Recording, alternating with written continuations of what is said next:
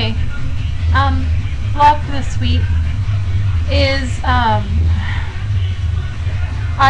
two short little books I picked up that I managed to read over the weekend. I got Black Cat, okay. The first book is Witchcraft, Modern Witch's Book of Herbs, Magic, and Dreams by Gerania Dunwich. And The Magic Power of Witchcraft by Gavin and Yvonne Frost. And yeah, I know there are a lot of Frost haters out there, but it was interesting how I found this book. It was at an antique mall for $1.75, and literally we stopped in for a moment so my husband could get some middle bits for playing 45s on a record player, and it was like just sitting on a shelf, like it was waiting for me. So I have cat tail on my face. Anyway, this is an interesting book. Many moons ago, I read a book that was borrowed from a friend of mine, and it was a book that was written like in 1982, so it was written the year I was born.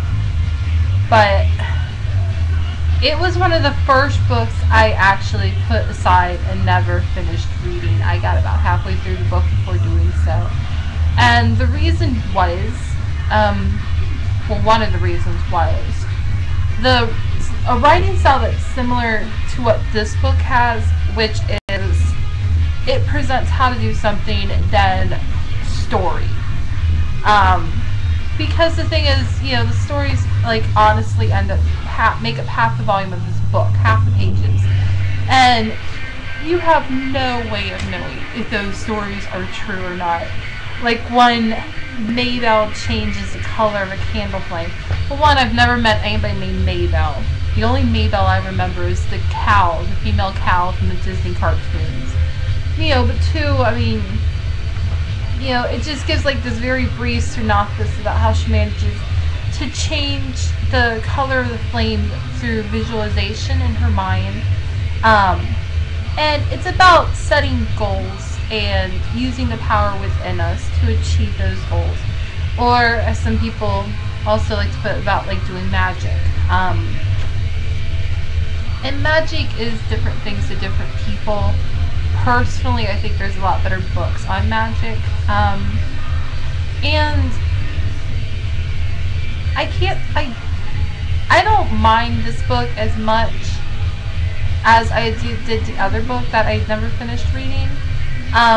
Because for one, even though it goes over the Frost style of Wicca tradition, it doesn't go over it very thoroughly. It's like literally just a few pages of this is what we think Wicca is, this is what it should be, these are the principles you should follow, done. It takes up less than 10 pages. The rest of this book is devoted to giving you visualization techniques, these stupid little stories, and giving you some spells you can use, but also I think it helps you to write your own spells. And I don't mean like it gives you guidelines to write your own spells, but it gives you the encouragement to just have faith and belief in your words and what you want to say when you are doing a ritual or casting a spell. And I like that. It is an entertaining read, and for me, the style of the book is just awesome. Like, that cover is just so cheesy. And on the back it's labeled Occult Sciences, and this was written in 1976. I read people online who said they got this like out of the back of a comic book. So like if they were buying like Superman, oh, here's an advertisement for a book on witchcraft. I've never seen that today.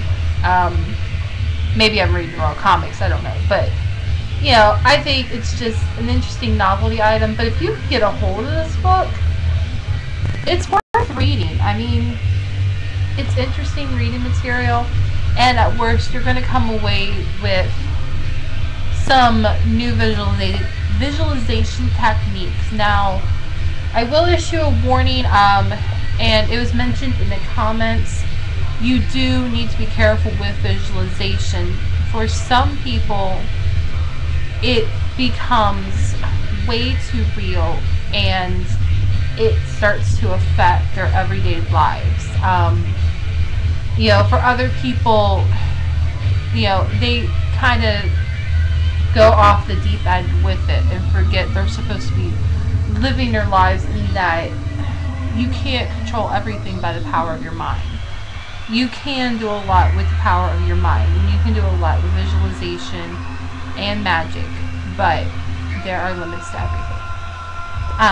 Second book is Wicca Gerania Dunwich, and this is like third or fourth book I have by her, and they're all, I was guessing from the back of this book, they're all supposed to be like a group of books.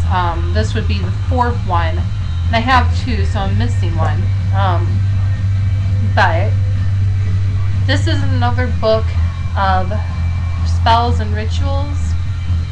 And my biggest problem with Gerania Dunwich is she doesn't clearly state when describing Wicca. This is my personal path in Wicca, and she confuses Wicca and witch quite often and uses the words interchangeably. For a beginner, this is confusing. It is, because I got one of her books. It was given to me by a friend when I was very, very new to Wicca, and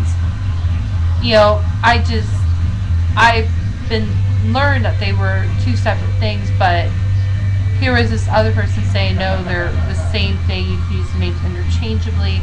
After much more studying, I do believe firmly there's a difference between a witch and a Wicca. A Wiccan, I should say, sorry. Other problem, her history is not well researched. Burning times. She gives a lot of estimates, and the outline she gives of the history is sketchy at best.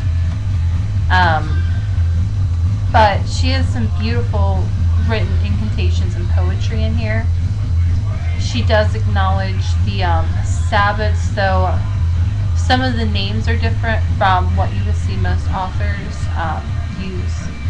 She gives good candle correspondence that do align with most other information available.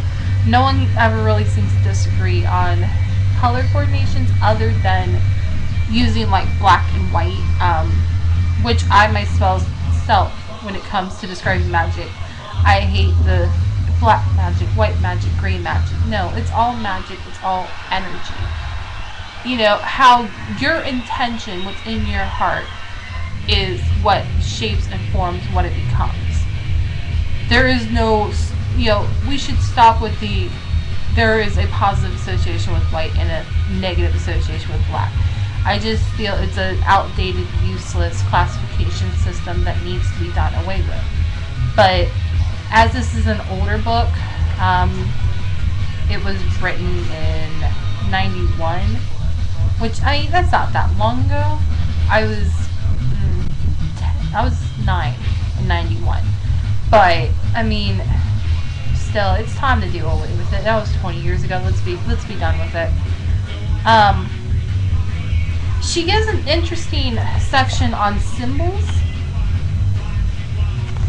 You will notice the swastika is in there. Obviously, that does have a lot of negative connotation to it, given history of the world, but it is good to know what the true meaning of the swastika is, and that it can be reclaimed if you can get past the negative energy. But personally, I do think there's just too much negative energy stored up in this image. She gives one of the better sections I've seen on magic word squares. It's very short, but she doesn't go into like the history of them or anything like that. Talismans also is not a bad section. her pagan deities list is okay. It's short. It only spans about 6 pages, but it is a pretty good list. It's not the most thorough list, but it's good. And her herbal section, I almost said it like my husband Neil, herbal.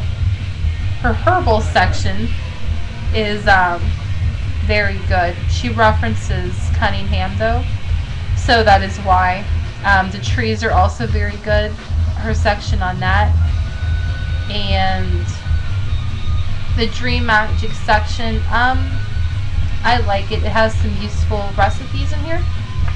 And the thing with these books also is because of how old they are, you will find like the pagan periodical sections. And some of these are outdated. You're just not going to find them. Others have changed to other publications or they've joined. But it gives you a nice little list that maybe you could start searching the internet for that might lead you to other places. The bibliography is good. A lot of books on here I've read, and I can definitely see why she cites them and uses them for her research. So,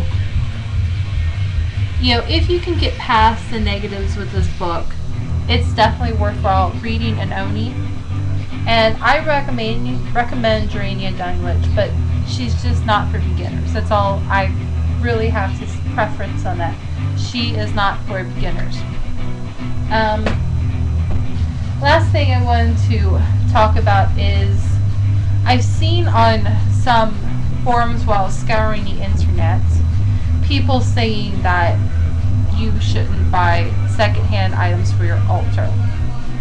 And I want to say this is not a hard, fast, definite rule, or, you know, I don't know anybody personally that really says this. I have bought stuff from secondhand stores. I cleanse it and I will use it on my altar if I see fit. This is an example of an item I bought because it reminded me of a lotus, sort of. So I bought it for $1 and I use it. I also found for 50 cents a star candle holder that is thick glass, very heavy. You know, and yeah, it was probably used originally for Christmas, but I mean, it's still, yeah. So if anybody ever tells you that you can't do something, that, you know, you just cannot do this, take it with a pound of salt, because there is no set, fast, hard rule. And the thing is, if you feel comfortable with it, if it calls to you, use it, do it, work with what you got. I think some of this does stem from wanting to support small business owners and those who own metaphysic shops and possibly, you know, sell other items. But here's the thing, I don't have a lot of money. If I was, you know, well off, nice job, and, you know, I would be more than happy to shop at most of these stores that, you know, I browse online in my journeys, and I see their stuff and I start drooling thinking I must have that. Ooh, you know. I would be more than happy to purchase those items. But the thing is, my financial situation doesn't allow me to. So I work with what I got. And, you know, if I get something to replace it, I donate items like these because they will go to wherever their home is supposed to be next, is what I believe. And someone else who's starting out and, you know, in a worse situation than I, may be looking for this and it will find new altars at home. Then again, it might find its way on the floor with a 5-year-old child having smashed it. I don't know. But, you know, I just can't realistically afford everything that I want. I wish I could, but I can't. And if that's a method of trying to keep people shopping in the more expensive, smaller businesses, you know, that's negativity, that's negative energy you're putting out there, because it's a falsehood to say that someone can't use items from a secondhand store on their altar. There is no can't. Let's just put it that way. I don't believe in the word can't. It used to drive me crazy when my mother would tell me as a child, you never say you can't, you always can. But it is the truth, and at 30 years old, I can finally admit, well, almost 30 years old, not till April, but I can finally admit, you can. You always can. There is no can't. So that's all I have for this week. Thank you guys for watching. Have a great day.